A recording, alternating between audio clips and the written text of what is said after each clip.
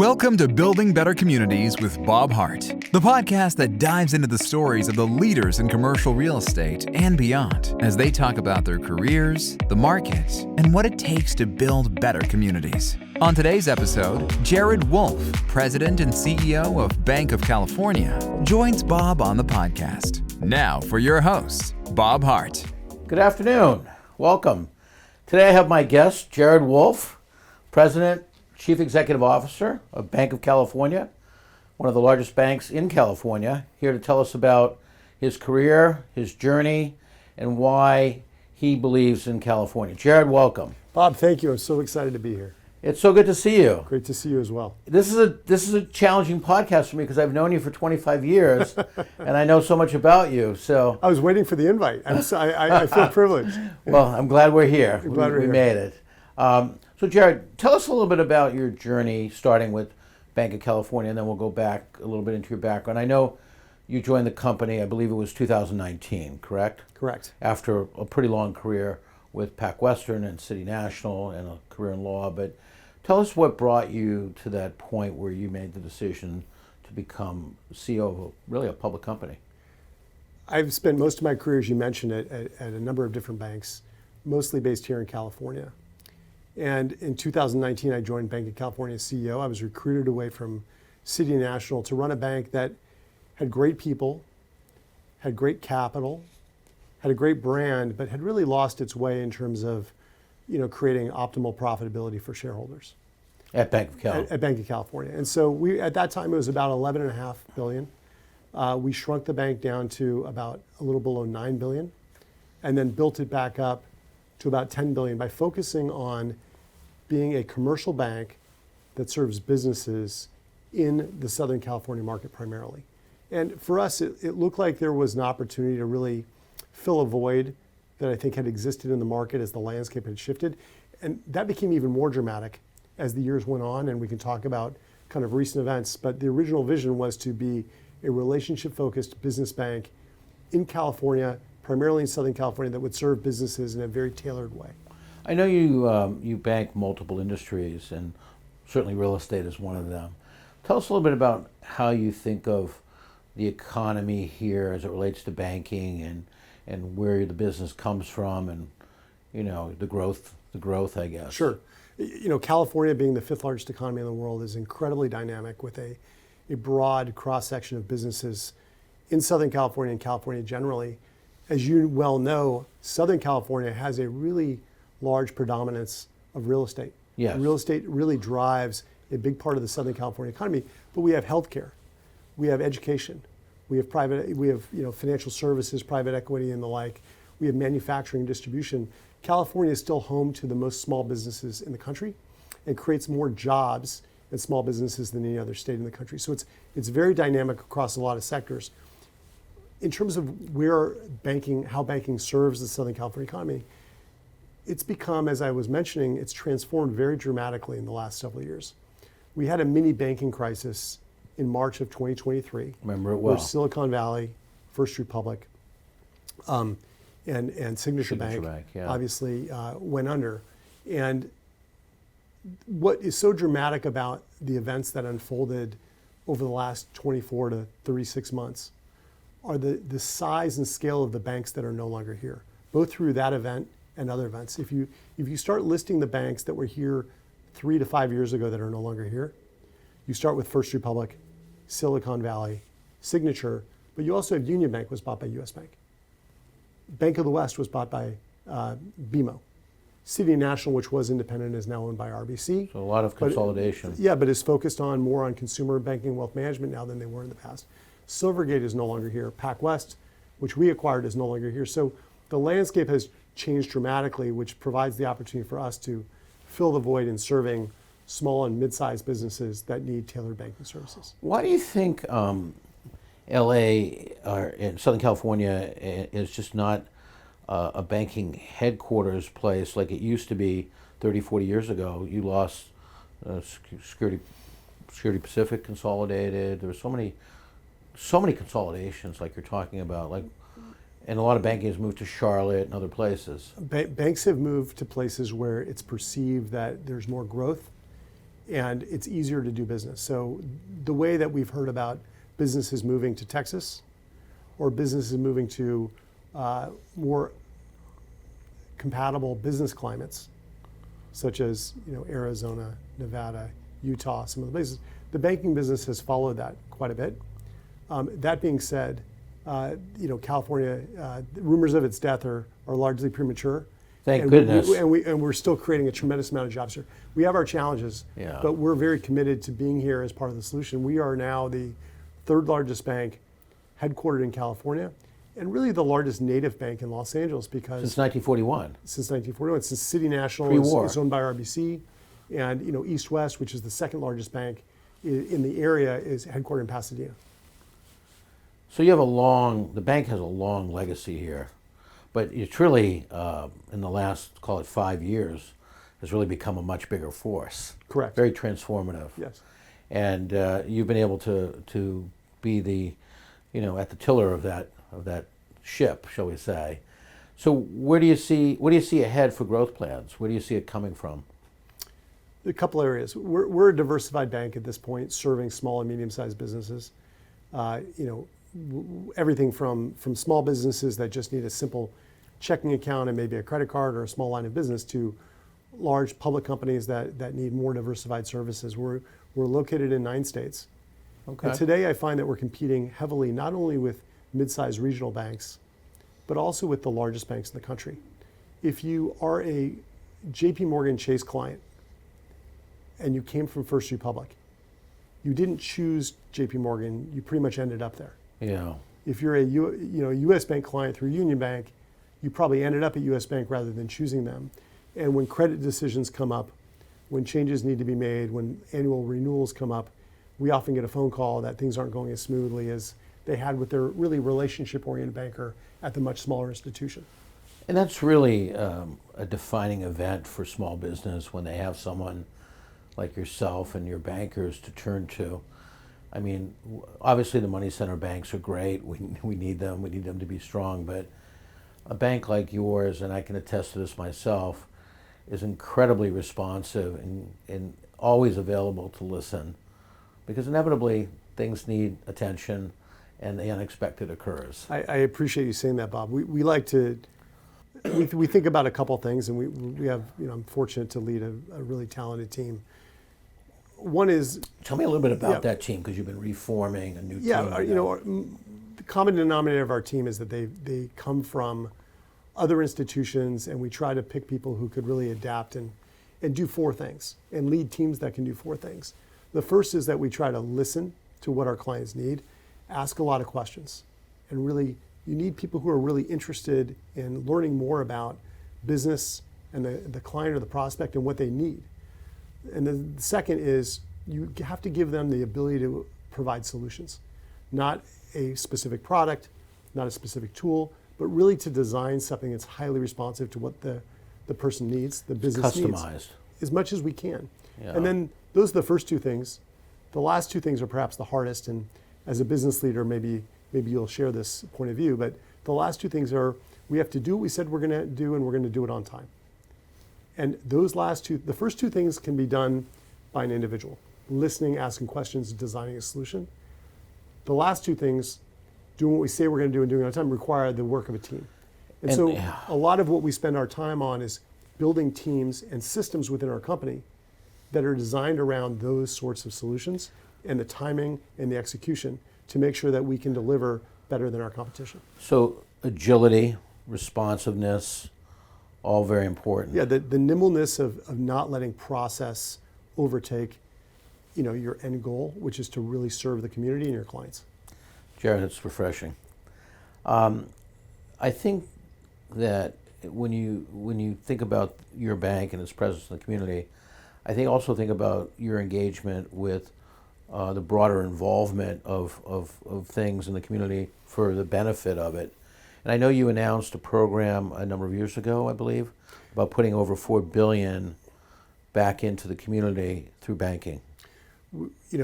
A banking charter really is only a license to do only one thing, and I know you're a student of this as well, but a banking charter is a license to gather insured deposits. And in exchange for that, we agree to contribute back to our communities. No other entity has the license to gather deposits that are insured by the government. And so that's the bargain that banks make. You don't need to be a bank to lend money. There are a lot of non-bank lenders. You don't need to be a bank to buy loans, but you need to be a bank to gather insured deposits in exchange for that. And that gives us a tremendous advantage in lending because those deposits tend to be lower cost. We give back to our communities. We cannot thrive without vibrant communities around us. And so, your podcast, Building Better Communities, is really at the core of what we try to do. Exactly. We can't be successful as a bank unless we're building things up around us. It's one of the reasons I moved our headquarters to Los Angeles. You were in Orange County We were before. headquartered in Orange County, and when we did our transformative merger with PacWest last year, we realized that we had an opportunity to really make a statement and to help California, and specifically Los Angeles, realize the promise that I think had been fading. And so as a native Angelino, it was super important to me to make that statement and commitment to Los Angeles. We're very focused on supporting all sorts of businesses here. In fact, we, at the time that we made that change and moved our headquarters, we worked with the mayor's office to commit to supporting small businesses who would be supporting the Olympics, and are seeding a program to bridge funding for suppliers for the Olympics and bridging the capital that ultimately they would receive from the city. I know you've developed a close working relationship with Mayor Bass. I know she's very happy with you and very happy with the bank.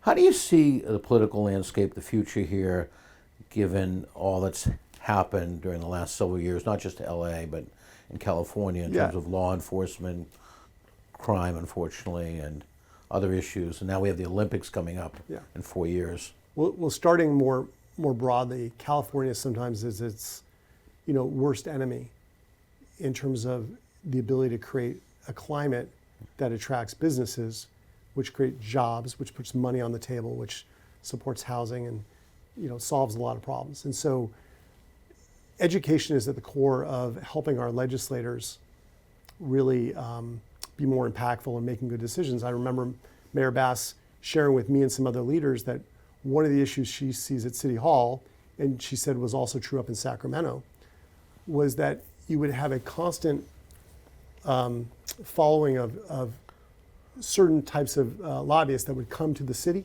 or come to the county or come to the state, but rarely was the business community mobilized as well as some of the union members. And so points of view were often not heard. And I think it's incumbent upon the business community to educate our leaders and our legislators around different solutions so that they hear multiple points of view. In terms of our climate more generally, like you, I know that crime is something that is on top of everybody's mind, and we just had an election where we have a new district attorney. And I think we're all looking forward to supporting him as he takes on the very difficult job of improving the climate. But I'm confident that Nathan's going to do a good job. I think you're right. I think the time was necessary to make the change. But it's interesting you mentioned about hearing the voice of the business community and the business community taking positions and advocating for building a better community. I think we've seen that now up and down the coast because cities like Portland and Seattle and certainly LA and San Francisco have been under a little bit of siege from crime and homelessness and urban problems, but now we're starting to see kind of a pushback in the other direction. I agree with that, and I think our recent election reflected the impact that the business community can make when it mobilizes the right way. Certain referendums, which I think would have been very difficult from an economic standpoint, whether it was to provide more support for rent control or whether it was to increase the minimum wage for certain areas, both of those were struck down. And they were struck down due to, I think, broad education campaigns from the business community and others who realized that the impact of these proposals might not have been as beneficial as the advocates originally proposed. And I think the electorate understood that. Yes. But there was a lot of expensive educating that had to be done. For sure. But I think we need to do more frequently and mobilize around that. And so that's some work that we have to do. So you began your career, just stepping backwards a little bit from where you are today, running the third largest bank in the city? Third largest bank headquartered in California. Headquartered in California.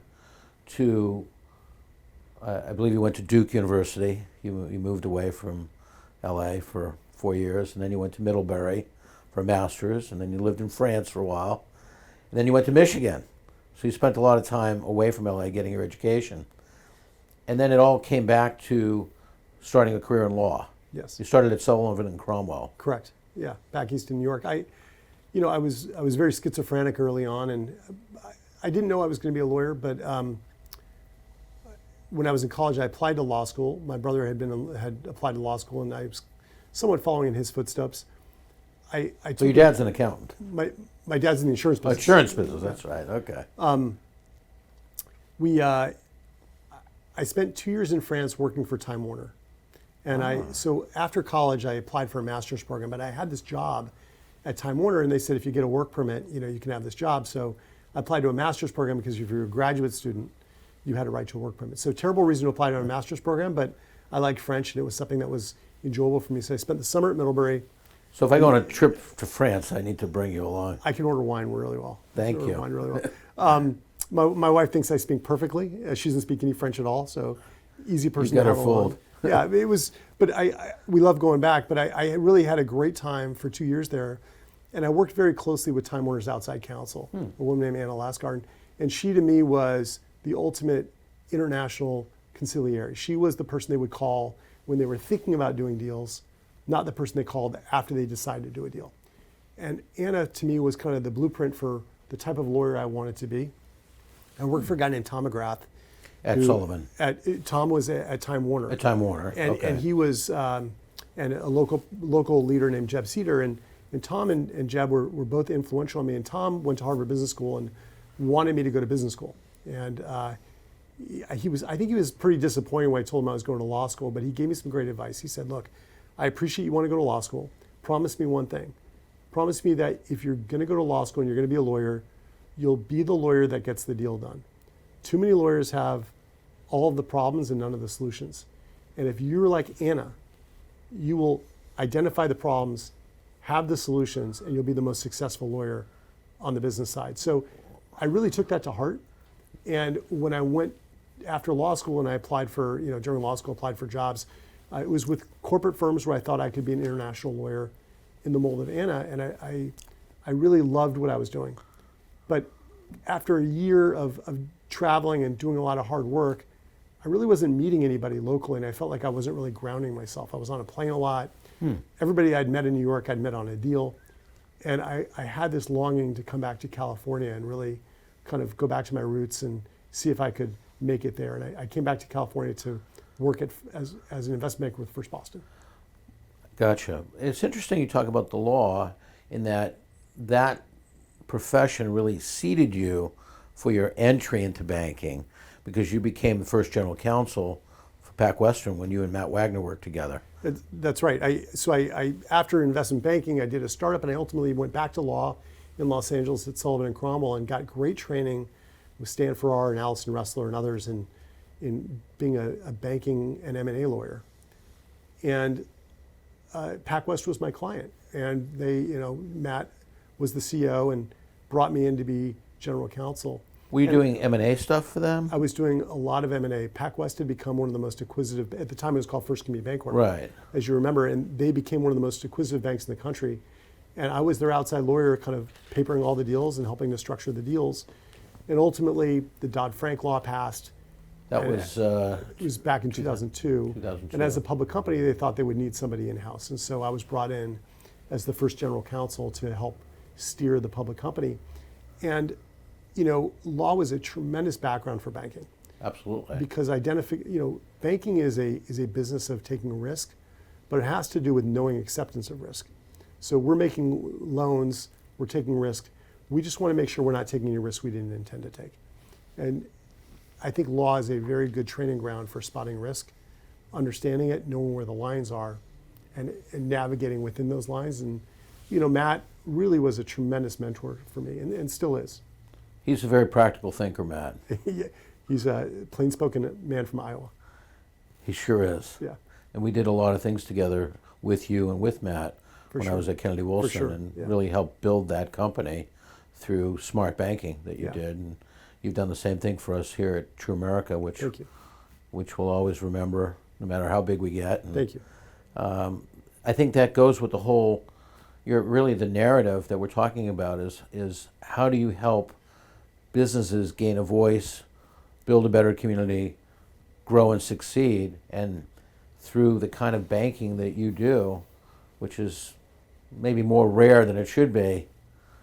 I would say that every day, we are focused on trying to optimize our model. What makes banking so unique for me, and with the different things that I've done, what I love about banking is it really is the only business that I found that touches every other business. Mm-hmm. Not every business has an outside lawyer. There are a No. lot of small businesses that don't. Not every business has a CPA. Every business probably has a cell phone, but it might not be a corporate contract. But every business really has a bank. And so if you're interested in business and you want to help improve the lives of communities, you really can make a difference through banking. You certainly can, and you have done that. When you finally left Pac Western and moved on, you did a brief stint, I remember, when you were recruited over to City National. I spent a year at City National, and it was a fantastic time. And I wasn't planning to leave, but I was recruited away. I was hired at City National to be general counsel and reported directly to Russell Goldsmith, who's a legend in the banking business. And this was before they merged with Royal Bank of Canada. It was after. It was after. It was after. So the role that I got to play was not only as general counsel of City National, the bank, but also to play a role interfacing with our holding company, Royal Bank of Canada, and had a dotted line to the general counsel of RBC, who was based in Toronto, and got heavily involved in kind of the domestic affairs of a very large foreign player. Yes. Royal Bank of Canada is the largest bank headquartered in Canada. It touches 40% of the Canadian population and is, a global SIFI. Really a global bank. Yeah, massive bank, trillion dollar institution. And it was very informative for me to see the world through that lens. One of the things that helped me realize the need for a bank our size and maybe larger is the larger banks were so focused on consumers and super large relationships because nothing below that really moved the needle. So you could aggregate massive consumer banking relationships through branches everywhere and touch all these consumers through mortgages and consumer products and credit cards.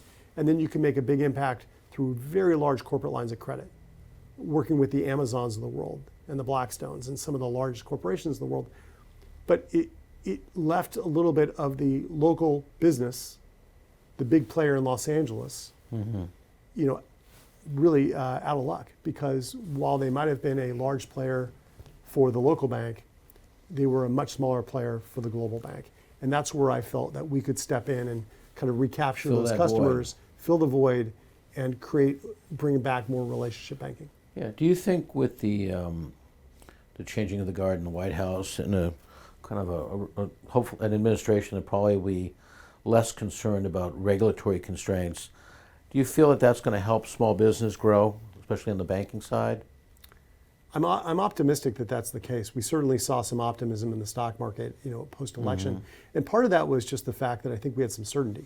Yes. There seems to have been a little bit of an overhang of uncertainty ahead of the election. During the first Trump administration, the banking regulators were very practical. They all came from the industry or related areas. They were not pushovers, but they were knowledgeable, they were practical, and they were not philosophically, deeply entrenched on one side or the other. Very, very middle of the road, and so we found it very effective to get stuff done, not without oversight, not without regulation, but it was easy to have conversations. The last several years, we have found it to be more difficult, and I think that what we're experiencing in banking regulation is probably similar to other industries as well. There's been a lot of talk at the FTC and other regulatory agencies about things that they want to do with respect to business communities.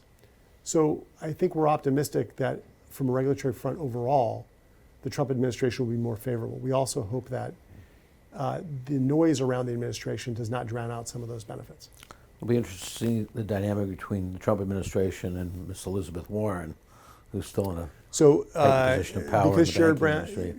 Elizabeth Warren is scheduled to become the minority head of the Senate Banking Committee. Yes, I heard that. And in the House, there'll be new leadership as well because Patrick McHenry of North Carolina will be replaced by either French Hill or Andy Barr, both of whom are very knowledgeable on local and regional banking issues. And so I think both of them would be fantastic chairs. Maxine Waters will be, who's a local congressperson and very smart, will be the ranking member for the minority on the House Banking. I thought she did a very good job stepping up during the banking crisis 2 years ago and trying to be a voice of reason and helping both depositors and the banks. She's got a lot of experience in the area, and her really staff does. is very knowledgeable. And we engaged with her staff and others on, deposit insurance issues. One of the biggest challenges that is facing banks today is the reform of deposit insurance.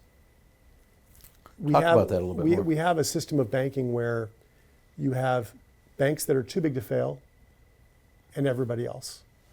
And the banking crisis of March of 2023 was a little bit of a... It was like a run on the banks. It was an old-fashioned run on the banks based on fear, and social media has changed the dynamics pretty dramatically. Didn't that fuel the run on Signature? It really did fuel the run on Signature in Silicon Valley, and to a certain extent First Republic. That issue has not gone away. What has changed, which has stabilized the banking business, is really two things. One is the prevalence of third-party insurance. There are a couple different services. One is through IntraFi, which allows depositors to have deposit insurance in excess of FDIC limits. They can elect it? That you can opt into it, and banks offer it. What does it cost? It costs... Like on $1 million account, say. It costs about 10 basis points. Okay. Of less interest or money? You can think about it in terms of a basis point cost for the money. So if you compare it to an interest rate, it's about 10 basis points of interest. Okay. Is what it generally costs. And you increase your limits by using it. You can increase your limits. A bank can offer you excess insurance for a fairly reasonable cost. Interesting. And so the prevalence of that excess deposit insurance stabilized the banking business, combined with the idea that many depositors diversify their banking relationships. Who's taking the default risk on that? It's spread among all of the banks. There is no like default a consortium. Risk. So it basically is placing excess FDIC insurance among banks that are not fully using their FDIC insurance. So if somebody has $1 million account and the FDIC insurance is $250, and you advocate and you avail yourself of excess insurance, it will in the background place $250 at all of the participant banks. But to you, it will show up at one bank on one account, but in the background, it's being placed at other banks for excess so that you are fully insured. And how did this all begin? When did this begin, this program? It originally developed many years ago through a program called CEDARS, which was originally focused on excess deposit insurance for CDs. Interesting. And then it was morphed into a deposit insurance program that could work for products other than CDs. It was easiest to do with CDs because they were stable, fixed rate term products. With checking accounts that are more mobile and you have money moving, you had to figure out a system that was more fluid. But ultimately, they were able to do that. So Jared, you've obviously had a very nice career spanning, almost 2.5 decades now in banking and law. But let's talk about some personal stuff. I know you're married to a great woman, Courtney, who I have served with on the Marlboro board and have come to know through my relationship with you. And you have two great sons. Talk about your personal life a little bit and growing up in LA and what that's meant to you. Thank you, Bob. I appreciate that. And we love spending time with you and Cynthia and Mia.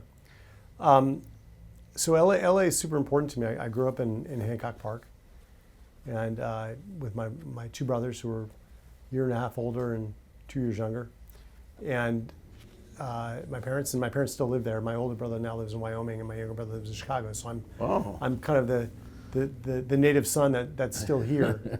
And Los Angeles has just been really special to me. I mean, it's a place where I have just such great memories. So raising our kids here. You grew up in Hancock Park. I grew up in Hancock Park, yeah. And Courtney grew up in the Valley. So raising our kids here was super important. I went to Harvard High School before it was co-ed, and as you mentioned, Courtney served with you on the board of Marlboro, and she went there, and our niece went there, and our boys went to different schools. My older son went to Windward, and my younger son went to D. Toledo High School, and I had the pleasure of serving on the board there. Well, you certainly have participated in many things here. Who were some of your early mentors in life? Who were some of the people that helped shape your both your career and yourself personally? You know, I've had a lot of great mentors, and I've benefited from that throughout my entire career. I started working at a very young age. So I started working from the moment I could walk around the block. I was probably 7 or 8. Really? When I started working and doing odd jobs. I would sell door-to-door things from the back of Boys Life magazine, whether it was seeds or greeting cards or Door knocking. Door knocking. And of course, Did you have a business license? No, I had no business license, but it was a lot easier. We won't tell anybody. Back in the day, see, there was no red tape. Did you have a wagon? It was a lot easier. Just me and whatever I could carry. And Wow. I would, every summer I would get a job, and I loved working. So I had a lot of different mentors at different stages of my career, but a couple of the people that immediately come to mind, you know, my grandfather, my dad's father, was an international salesman, and the LA Times. Well, he was in a number of different trades, selling different products, but it was really he developed a passion for restaurants and food, and the LA Times did a profile on him a little over a year ago because I remember this. He and his partner were the ones that brought sushi to Los Angeles, and it's funny Really? because when my kids do, That's what I just had for lunch. when my kids do a show and tell, you know, we usually get a call from the teacher saying, you know, I think we need to talk about, you know, your son might have a tall tale, but the truth is that my grandfather, Harry Wolff, and his partner Noritoshi Kanai ended up bringing sushi to Los Angeles, you know, after a long trip to Japan where they were bringing back wares, and they seeded a restaurant in downtown Los Angeles. What years was that? This was, I'm gonna get it wrong, but it was in the 60s. In the 60s. Yeah. So sushi is a bit of a modern convention. Correct. Yeah. Yeah. Yeah, and the story is fascinating about how it happened. But Nori, Mr. Kanai, and I knew him growing up, ran a very large company called Mutual Trading Company, which was one of the largest importers of restaurant supplies for the Japanese food industry, which was centered here in California. And so that by bringing sushi here, they spawned a whole industry of restaurants that they would then supply food, chopsticks, soy sauce, rice, and other accoutrements too. So this is your great uncle or This uncle? is my grandfather. Your grandfather? My father's father. So an early mentor. An early mentor of mine. You know, my older brother and my younger brother have both been very successful in business, and we rely on each other quite a bit and have been good mentors to each other. You mentioned earlier Matt Wagner. Yes. Who was, you know, just an incredible mentor for my career in banking, and believed in me at a very early age that I could grow from being a lawyer to a more senior leader and ultimately run a bank. When I left PacWest in 2014, it was Matt who said to me, Jared, you can stay here as long as you want. You always have a job, but I have no plans to leave, and you probably need to go run a bank. So if you're interested in running a bank, let's help you find something somewhere else, or stay here if that's not what you want to do. And he really kind of pushed me toward that conclusion. Bobby, you, from the earliest ages of me growing up in banking, were an incredible friend and mentor. I still count Bill McMorrow as a tremendous friend and mentor, and so many others. So I've been blessed on many, many levels. It's been great to watch, Jared, and you've done an amazing job. But I was thinking about your relationship with Matt, where if he was the teacher and you were the student then became the teacher at the end when you took over PacWestern. It must have been both a bittersweet and very, very transformative moment. Yeah, I probably wouldn't characterize it that same way. I think PacWest was the circumstances they were under was not because the bank was mismanaged. It was the circumstance of a random tweet. And I remember the day when I saw PacWest listed on a CNBC report of banks that have exposure to venture deposits. Yes. And once they were in the news cycle, back to your social media news thing, they couldn't get out of it. And so they did everything they could to keep that bank, and did an incredible job of selling assets and refinancings and doing a number of things to keep that bank in a good position. And then Banc of California was fortunate enough to have plenty of capital, knew the team really well, They were running a process, and we were the ones that ended up winning out at the end of the day, partly by attrition. And I think a lot of it had to do with the confidence that we had in each other to make it work because of the familiarity. So we were fortunate to be in that position to merge with them. You're not giving yourself enough credit, because I think Banc of California was very fortunate to have you there who understood PacWestern, and PacWestern was very fortunate to have you as the suitor. You really believed in it and understood the organization. You helped build it. You know what's amazing, Bob? I was there for 12 years and we grew from 2 to 14 plus billion. Yeah. What's amazing is the people at PacWest. So I'm incredibly inspired by the people at Banc of California and the people at PacWest who went through these crises, fought hard for their clients. They're all smart. They could have found jobs somewhere else. They could have said, this is too hard, I'm going to go somewhere else. But they fought really hard to protect the bank. They worked really hard to protect their clients. And then they got the benefit of seeing a combination come together for now a stronger bank that is thriving. And so that resilience to me was incredibly powerful. They're real believers in the bank. Very inspiring. In the business. For sure. Jared, tell the viewers something that most people don't know about you. As you alluded to earlier, but I am fluent in French, and I used to be bilingual. The second thing is that I love to cook. And really? I spend a huge amount of my time cooking. I grew up cooking. My mom would give us the kitchen once a week, and so my brothers and I learned to cook at a very early age. My mom was very courageous, and I think I figured out that she would only allow us to cook when the housekeeper was coming the next day. And Courtney allows us? Courtney allows us, and Courtney is a great cook, but I love to cook, so Sundays are my night. Yeah. And as our boys have moved out of the house, and we have this idea of everybody coming back for Sunday dinners, and it's one of my favorite things to do, whether it's putting food on the smoker or cooking something in the kitchen. That is where I find a lot of happiness. That's amazing. Is there a particular type of cuisine, or is it?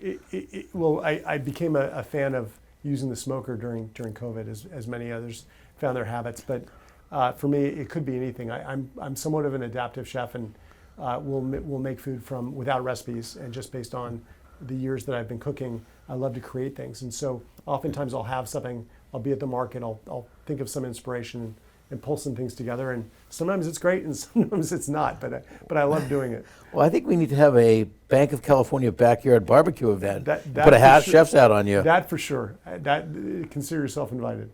Well, you've probably, like all of us, have had great advice over many, many years. What's the best piece of advice that you've ever heard for yourself? What comes to mind is something that my older brother once told me, and I have a little story to go along with it, is that it's not what you say, it's how you say it. And the context for the story is that I was at Sullivan & Cromwell, and I'd been doing all this work for First Community Bancorp, which became PacWest. And I told my brother that I was interested in going in-house. I was working very closely with them, and I thought, maybe I would want to become general counsel. And he said, have you told them? And I said, well, I can't do that. This is my client. I'm not sure how. He goes, Jared, it's not what you say, it's how you say it. You can tell somebody, a pretty mean thing and say it in a very nice voice and get away with it. He said, there's a way for you to express to them your interest. And so I was traveling with our chairman at the time down to negotiate a merger in San Diego. And on the way out of the negotiations, we were traveling back, and I said, John, I just want you to know I'm having a great time working with you. But if there's ever an opportunity to move in-house, if you're ever looking for bring somebody in-house, I just want you to know that I'd be interested. And I had rehearsed this. I was so nervous. Yeah. And he said, Jared, I'm so glad you mentioned that. Let's get this deal done, and then we probably want to talk. You gave him an opening. I gave him an opening, but I think I suspect they were probably going to do that anyway. But you never know. And so since that time, and of course I went on to become general counsel after that deal, and one of the best moves of my career. But I've often shared that advice with others when they're nervous about what they say or how they say it. And I'm a big fan of giving feedback to people, and I believe it's one of the most respectful things you can do when you're mentoring and training others and teaching others is to give them real feedback. It's hard. A lot of people struggle with it. It's hard, but how you say things matters so much. And so I try to be really careful when I'm doing that, and and coaching and leading. What you say, as you've learned many times, and and I've seen you do it, and you're so good at it. It's an acquired thing for many of us. And my teams have taken it to heart, and we practice, and we try to give very true feedback, but do so in a way that's very thoughtful. And so what you say matters, but how you say it really matters. I think that's a good lesson for many of us, actually. Before we part, Jared, I mean, you're now the CEO of a public company, the third largest bank in California. What's next for you personally and professionally? I'm incredibly happy, and I feel very blessed to be leading an organization with such talented people. We have roughly 2,000 employees across 9 states, and I think we're making a real impact day to day in the lives of our clients, our communities, and our shareholders. And I'm incredibly focused on delivering to those constituents the benefits of this deal. And I think we have given the outline that we laid about what the landscape looks like in banking and how it's shifted over the last several years. I think we have a lot of work to do, and we're super excited to do that. We have Jared Wolff, CEO of Banc of California, building a better community for all of us. Great to have you, Bob, Jared. thanks for having me. It's been wonderful. Thank you. Thank you.